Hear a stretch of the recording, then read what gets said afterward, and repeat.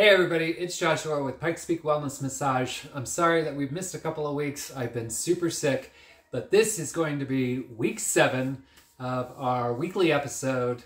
Today we are playing with fire. Kyle is going to do some fire cupping on my back.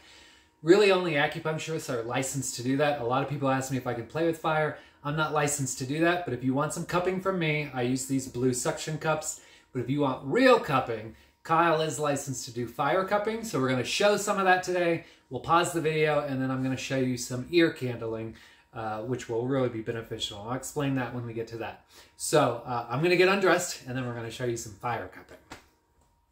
Hello everybody, I'm Kyle, and this is fire cupping. And it looks scary, people are worried it hurts, but it doesn't. It burns! Oh my god. But you get to play with a big flame. Oh my god. Looks scary. That looks so scary. But it's really not that bad. Oh my god. And the way this works is it burns up all the oxygen, so it creates a suction effect. Sometimes, oh, we missed that one. Sometimes you'll even see a little flame inside. There we go. And those are all stuck on pretty good. And what'll happen is you can see this one's already starting to turn a little dark. They'll bruise. They pull up deep-lying, deoxygenated blood up through the muscles.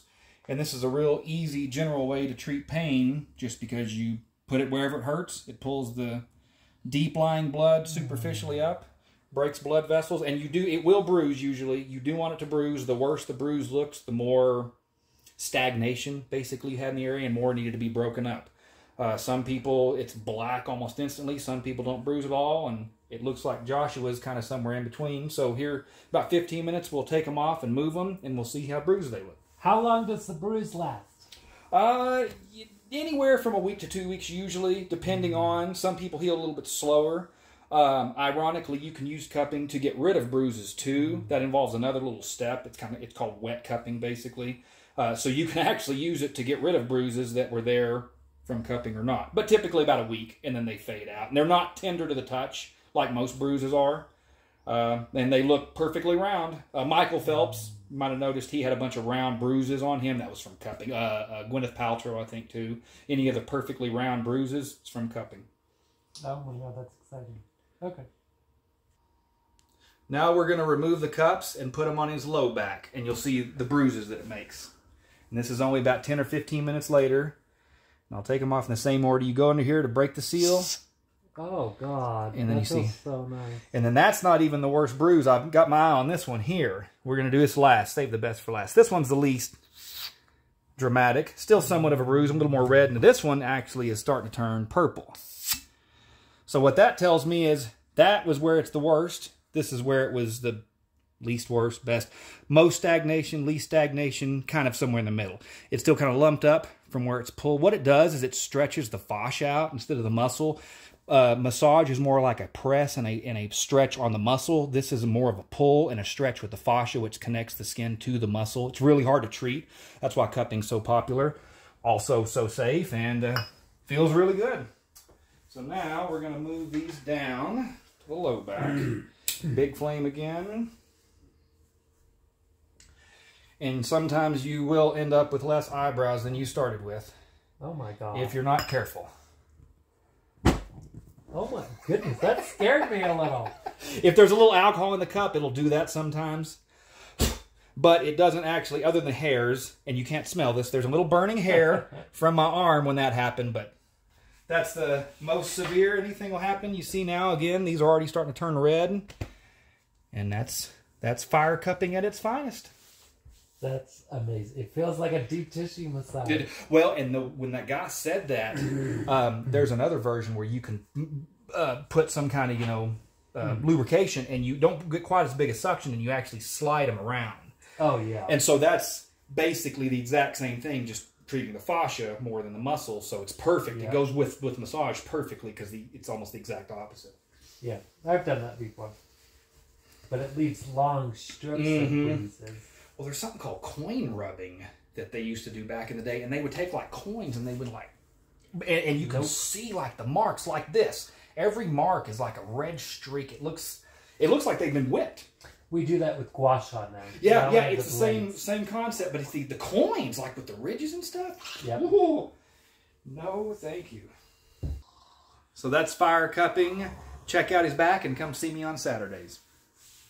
He looks like a 6-dotted domino. It's so good. So again, you can see darkest there. There's some kind of around the ridge here. So kind of right here isn't too bad. But if we were to put a cup here, this would probably extend out. So it's kind of easy. Kind of gives you a map almost to where you can see where more blood is stagnant, not moving like it should. Mm-hmm. Kind of like hitting the easy button. That was easy. Hey everybody, welcome back to part 2 of our Playing with Fire at Pikes Peak Wellness Massage. Today, we're going to focus on the ear candle. I've been doing this for about 15 years. I learned it in school. Actually, when I saw it done, I was like, this is not going to do anything. And then I had it done, and I actually had to turn down the radio in my car, and when I got home, I had to turn down the volume on my television. And just for that one reason, I have fallen in love with this. It helps to dry out sinuses. I live in Colorado. I've been sick for the last couple of weeks, which is why we missed a few episodes. And boy, does this save my life by just drying out all of my sinuses, pulling out all the wax. A lot of people don't think that it works, but we're going to watch it work right here on our video. Okay? So it's Kyle's turn to be lit on fire. All right. All right, the first thing that I do is cover his hair up. All right. I'm very flammable. Very flammable. So try not to move, because I know you're a little crazy like that. Maybe it's flamboyant. Now this tube right here is completely hollow. So I don't know if I'm pointing this at the video correctly, but there's nothing there. And this is perfectly round at the top. Down here on this end, it kind of comes to more of a point. And that pointed end is the end that we're going to stick down into his ear. Before I do that, I'm going to light this top end on fire. And so this is not magic.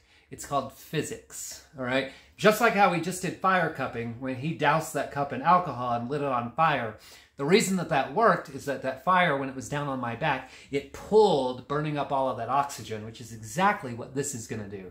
When I light this on fire, because it's not a cup, it's going to create a wind tunnel through here that pulls, and this end's going to be in his head, so it's going to pull anything that's in there, any kind of moisture, ear wax, it's going to pull all of that out of there. However, that's how most people start their cupping. I'm actually going to reverse the pull so that for the first 60 seconds, it's going to push. All right. Most people, when they do ear candling, they don't do that. So I'm going to show you how to do that right now. We're going to light this end on fire. Yes, I do this in the office. It's very popular in the springtime. So this end is on fire. Normally, this is everything that everybody does, and then they stick it into the ear. But since we'll say my client has sinus problems, like I'm currently suffering from, I'm going to put my thumb down at the end and tap it. What this does is the fire on the top has created a wind tunnel, so it's pulling up. When I start tapping, that wind tunnel is actually going to push. And so you'll see, you saw just a second ago before I put my thumb there was no smoke coming out. Now there is. So I have just reversed the pull inside of here. Now I want to put this in Kyle's ear while it's smoking, and we'll just blow that away because sometimes that smoke can create some ashiness on your skin, and you just don't want that. So for the first 60 seconds, it only lasts for 60 seconds, but instead of pulling, it's going to push, and all of that smoke will go up through Kyle's sinuses, and if he does have any liquid right through this area, it's smoke, just like you're sitting at a campfire, is incredibly drying. So we're going to dry out his sinuses. And he shouldn't have to have a runny nose or even blow his nose for the next day or two, because that smoke is just drying it out. Now, this is not like cigarette smoke. Again, this is more like a campfire smoke, so it's completely pure. And so you can feel free to breathe this in, because it's not going to do anything to you unless you have a particular allergy to smoke. All right? So it should have already have reversed, and now it's going to have a pull. And all I'm going to do, what I do, again, I know a lot of people who do this, or who have told me that they've done it, they just burn it all the way down. I don't do that. I burn it into thirds, so it should burn to right about here, and then I'm going to take it out. The reason that I found that I like to take it out is that I want to clean it, and we'll show you in just a few minutes after it burns about halfway down. When I take it out, the end should be clogged. All right? So we're gonna let this burn down and then we'll be right back. All right, everybody, we're back. You can see that it's burned down a little ways. I don't know if you can see it, but there's some smoke coming here. If you're doing this at home, which I kind of don't recommend, just come see us at Pikes Peak Wellness. But when this starts to smoke, that tells me that the other end is blocked. So that's when I'm going to take it off. I like to have a nice container of water. I've got scissors ready to cut this off. So I'm going to take this off, put it right over the water. We're going to cut just underneath the fire, and there it goes. All right, now, can you see the end of this? It's blocked, okay? So that's why you don't want to burn your ear candle all the way down to the bottom. Now, if I wanted to save this, a lot of clients be like, oh, put it on a tissue or something so I could see everything that came out. We're not doing that for this video. But right on the end here, I'm just going to use my scissors. And, oh my God, it's really stuck in there. Kyle. All right, let's look at this water. It's this lighter stuff that matches my ear candle. That's the wax from the ear candle. Because everybody says, oh, it's just the wax from the ear candle. Yes, this blonde stuff that my scissors are pointing at, that came from the ear candle. This did not come from the ear candle. This is Kyle's lovely ear wax, okay? It's pretty normal to get a whole lot, especially Kyle has never, ever done this. So what he's probably been doing is using Q-tips, worst thing in the world. Your doctor tells you that probably every time you mention it to him or her. Don't use Q-tips, all right? But this has just pulled all of this junk out of his ear. And I promise you, when he gets into his car, if I turn that television on, in about 20 minutes, he's going to be like, oh my God, it's so loud. And when he gets home, his wife's probably going to have that TV turned way up, and he's going to be like, nope, we got to turn this down because it's hurting my ears. I can tell the difference already, actually. Can you already hear tell? better out of that ear as soon as you took it out.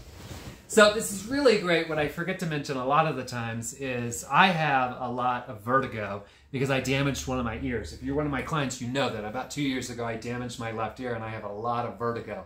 This is going to take away a lot of the water that's deep down into that ear, and that water can cause a lot of your vertigo. And so when we dry that water up, all of a sudden you're like, whoa, okay, my vertigo's kind of gone for a while. If you live in Colorado and you have that allergy, it's going to come back in a couple of months. Just come back and see us. So I'm going to light this end on fire. We're going to do the exact same thing. I'm on Kyle's other side. Oh, you know what? I flipped him over and I really shouldn't have, but we're making a quick video. I would have used the rest of this on the same ear, all right? But we're not trying to be on this video for 2.5 hours. So this would have been a fresh one. I hit the bottom. All right. All right, I'm getting some. Now the issue is a lot of that earwax is still sitting in here. So I just want to take it over the water. I do use the scissors, but these are my scissors for ear candling, and I do alcohol them in between clients because I know if you're watching that on video, that probably look kind of gross, like earwax on your scissors. Our office is entirely clean, and we just sterilize those scissors. So I put it back in here. You saw the smoke coming back out, just like we did on the other side. So we want to do both ears. We want to smoke out all of that wetness that may be in his sinuses. We're going to dry all of that out. In about 60 seconds, this is going to start pulling again. All right, so that is that's ear candling. I hope that you'll join us next week, because next week we're meeting the newest staff member at Pikes Peak Wellness, Jackie, our registered, I almost said dietitian, but that's not it. Our registered dental hygienist. She just started this week. She's starting to whiten your smile. So we are going to meet her. We'll see some of the whitening going on, and we'll talk more about teeth whitening and how that fits into Pikes Peak Wellness. I hope you'll join us.